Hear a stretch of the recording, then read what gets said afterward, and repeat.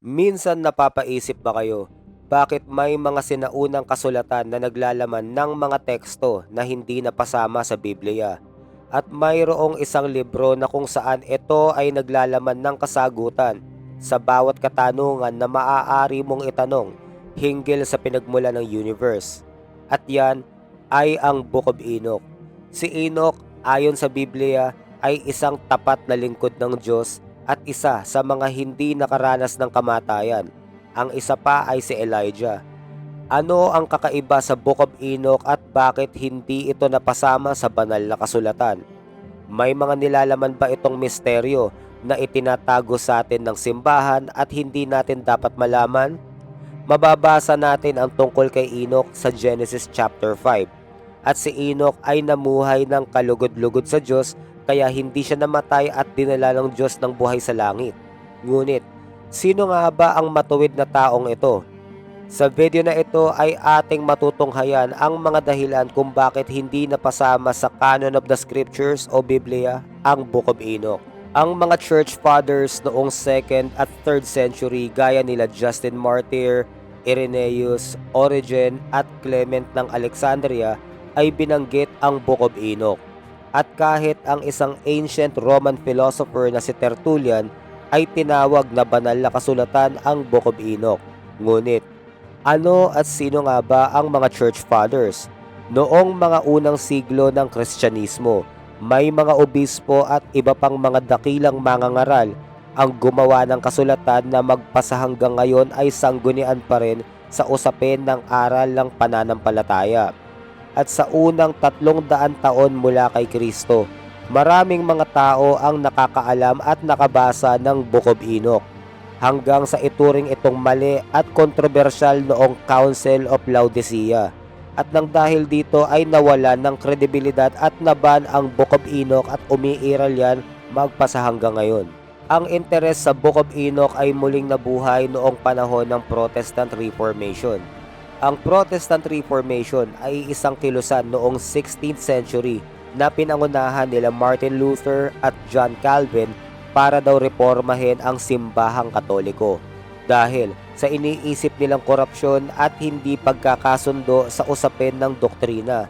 Noong late 1400s, may mga haka-haka tungkol sa matagal nang nawawala na Book of Enoch ay maaaring matagpuan pa. At may mga taong nanamantala at sumulat ng mga huwad na kopya at ipinakilalang iyon ang mga nawawalang Book of Enoch. Hanggang ang isang Scottish na si James Bruce ay nahanap ang orihinal na Book of Enoch sa Ethiopia. Nahanap niya ang lumang manuscript sa pangangalaga ng Ethiopian Orthodox Church. Napangalagaan ng mga Ethiopian Orthodox ang Book of Enoch kahit pa hindi ito naisama sa Canon of the Scriptures. Ang Canon of the Scriptures ay listahan ng mga libro na itinuturing na kinasihan ng Diyos at bahagi ng ating Biblia sa ngayon. Bagamat hindi napasama sa Canon of the Scriptures ay napangalagaan ito ng Ethiopian Orthodox Church. Ang Scottish na manunulat na si James Bruce ay nakatagpo ng kopya ng Book of Enoch na naisulat gamit ang Ge'ez. Ang Ge'ez ay isang ancient Semitic language na mula sa Ethiopia na kahalintulad ng Hebrew, Arabic, Aramaic at Amharic.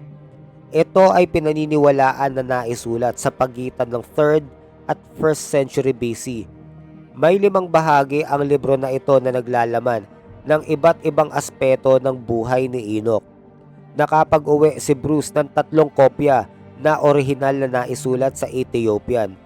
Ang professor at Anglican Archbishop ng Cashel na si Richard Lawrence ay nakapaglabas ng unang English translation noong 1821 at sinundan ng version ng scholar na si Robert Charles noong 1912. At noong 1940 naman ay may mga karagdagang bersyon na natagpuan sa isang kuweba na tinatawag nilang Cave 4 na naglalaman ng marami pang istorya.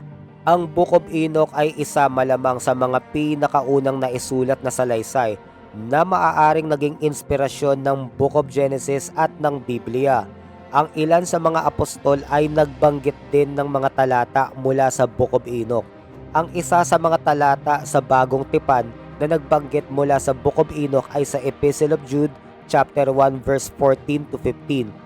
Enoch, the seventh from Adam, prophesied about them, "See, the Lord is coming with thousands upon thousands of his holy ones, to judge everyone and to convict all of them of all the ungodly acts they have committed in their ungodliness, and all of the defiant words ungodly sinners have spoken against him."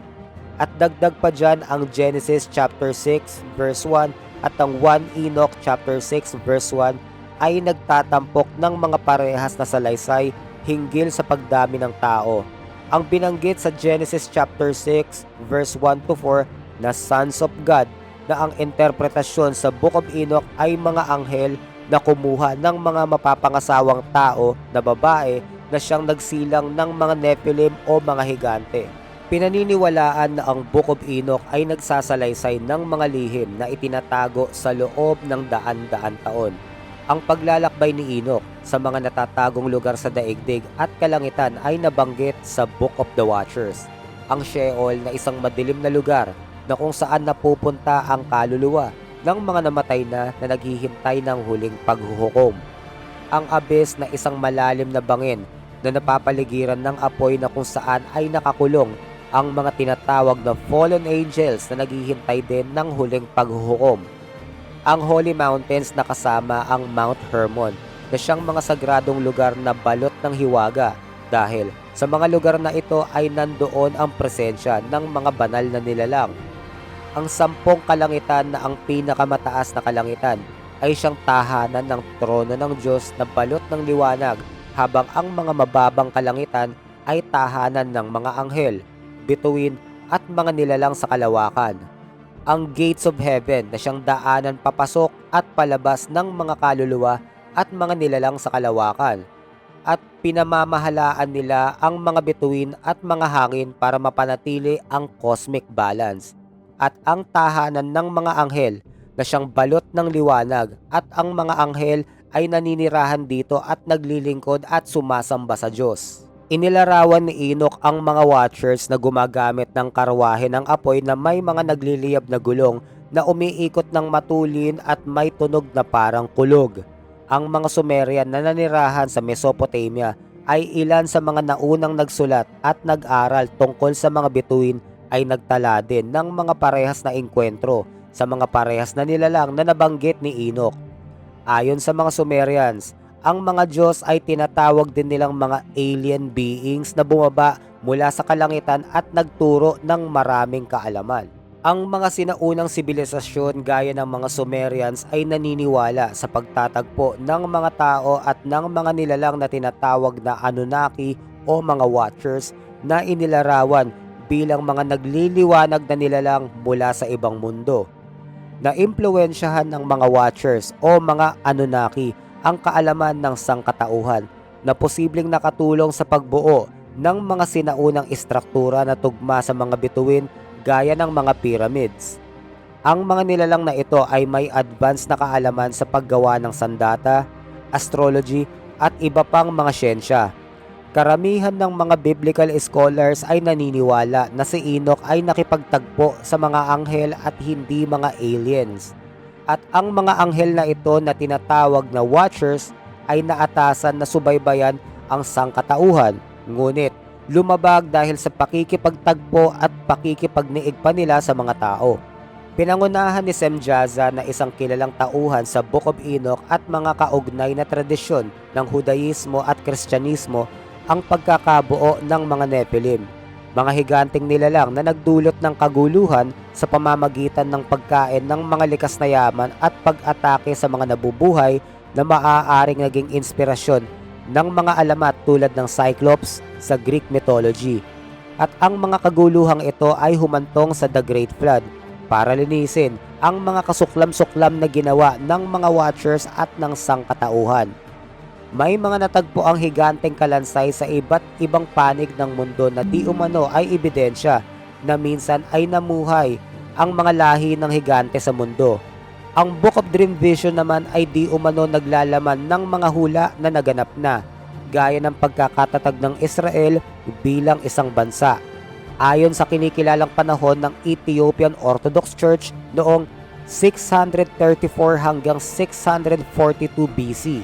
Ang Book of Enoch ay nauna pa sa The Great Flood na matatagpuan sa Book of Genesis na nagbibigay ng babala kay Noah na maghanda.